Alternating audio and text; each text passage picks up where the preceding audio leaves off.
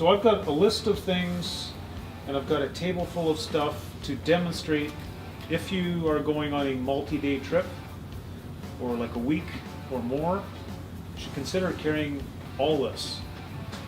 If you have a group of guys, you need to share this amount of tools. Your group needs to have this stuff to carry all possible scenarios.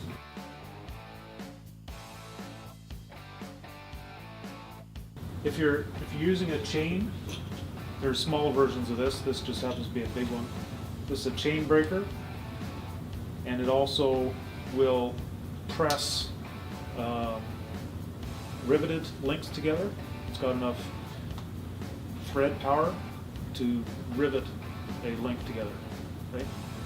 It's got extra tools in the handle for your other little anvils for pressing out the link. Others for riveting over the new link. You still need a wrench to get the torque on it to do your repair. Basically what you're trying to do is push out the pin on the broken part of the chain. So you usually break halfway through, right? So you're going to press out this one. You should always carry some extra links with you so you can make up that difference. So you gotta remove the broken piece of chain, and you gotta make your own using a master or two masters, right? So you can insert a new piece of chain and master it in, and you're good. You've just repaired your chain on the trail. Carrying a master link on its own doesn't do you much good unless you can repair the chain. Like, you can't insert that because typically your master doesn't break. It's one of the other ones. So you got to do some repair. You got to break it apart and do it.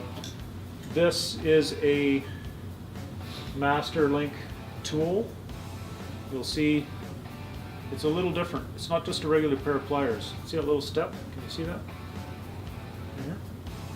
It's for taking your link off and back on. Everybody's in there with needle nose or a screwdriver and a hammer, right? So when you want to put that clip on and off, this tool does all that for you. It's got the right step in it, right?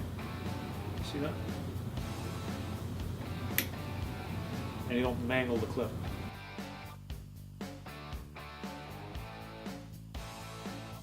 Vice grips is another handy tool to have with you. Just for, like, you know, doing a repair or pliering something, suppose your exhaust bracket hanger breaks. You got enough to put it back together. Vice grips will hold it onto the frame. Yeah. Like, who cares what it looks like? Who cares what it does? As long as it gets you off the trail or to a closer point of your Break your destination. shifter off, break your brake lever, break the end of your handlebar off. Click. I was at the corduroy. Vice grips on there. At least you got something to hold on to. Yeah. Right? That's a good point. At the corduroy, we were doing our trail ride, and I wiped out and smashed my shifter lever off. And I had nothing to shift, right? I was like, I don't want to do the rest of the day in second gear. I'll be all day long. Kevin came up with a great idea. Just clamp the vice grips right on the shifter part, right? And you got something to put your foot under. I rode all day long with that vice grip sitting down there. It was great. And then what I did was I took a piece of mechanics wire that I had, and then tightly wired up the vice grips to part of my bike. So they don't So disappear. if it fell off, I didn't lose them. They just kind of dangled there, and I'd stop the bike and put them back on. Happened once. Vice grips are super Versatile. very.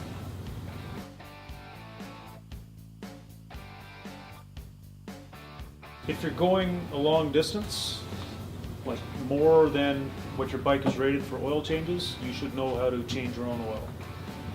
You won't always have a motorcycle dealer around, but you can likely find the oil. If you can't change the filter, don't worry about it, at least change the oil, right? Carrying paper funnels with you is handy, right? They pack up like crazy. You can use them for antifreeze or for oil or whatever, right? Another handy item to have. Now I'm talking big trips. Depending on your bike, you might want to carry a spare air filter. You can put it in a Ziploc, crush it right down and zip it, you'd be surprised how small the package is. Probably get it down to about that big, right?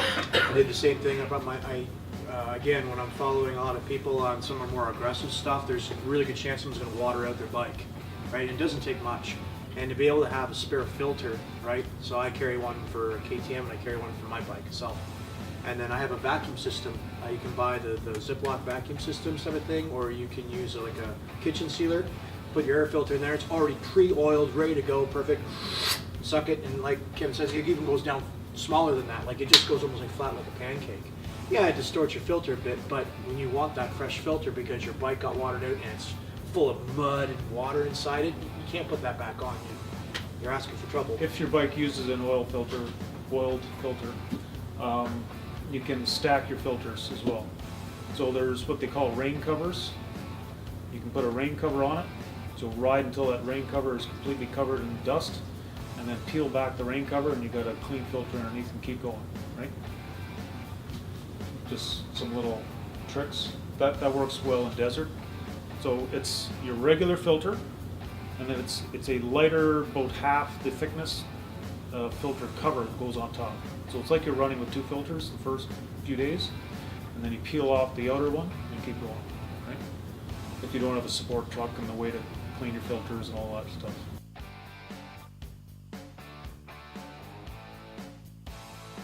Carry all your tire changing equipment. So we're going to cover a bunch of scenarios, memorize all the wrenches, all the irons, the amount of irons that you use, and carry them. Because otherwise you can't do it on your own, right? So anytime you're doing some work in the garage, say you're changing your oil, try to use the kit that you're going to carry on the bike. And it's always best to do the work yourself, that way you know where things are on your bike, how to access stuff, what panel do I have to pull off, where my fuses are, what size fuses are, carry spare fuses, what size wrench do I need. I don't need a 26 millimeter, I need a 27, right? Carry that one, right? You don't have to carry the full socket set, because your bike doesn't need a full socket set. It's going to need some of these, so bring them. Right? They don't weigh much. Some bikes have unique tools too, right? We have a T Husky. You can't take that front wheel off unless you have that large size Allen key socket or wrench or whatever it is, right? And you know, if you don't have that, no matter, let's say you're riding with us, no matter how much we pack, we're not able to provide that because we weren't expecting it. So, but if you got that specialty tool for your bike, every bike usually has a specialty tool somewhere on it to do something. It's good to have that packed in the kit. Special tools like that. I've got two different size wrenches in one, two different size here. So I've got a 27 and a 32, 21 and a 17, and it's a tire iron. Right? So you can always find things like that. Usually your brand, this is a KTM one, right? We'll sell things like that for this sort of purpose. Failing that, you can find adjustable wrenches that go that big and they're that small a profile. That'll take off most axle nuts. It'll get into tiny spots. If you search far enough, you'll find some unique tools that don't weigh too much, but they've got lots of purposes. Here's another example of multi-use tools. So you can take the axle off with that, and then take your tire off with that. And these weigh nothing.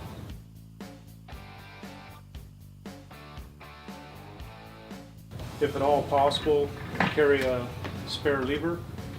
So this one's a clutch lever. Maybe carry a gear shift lever as well.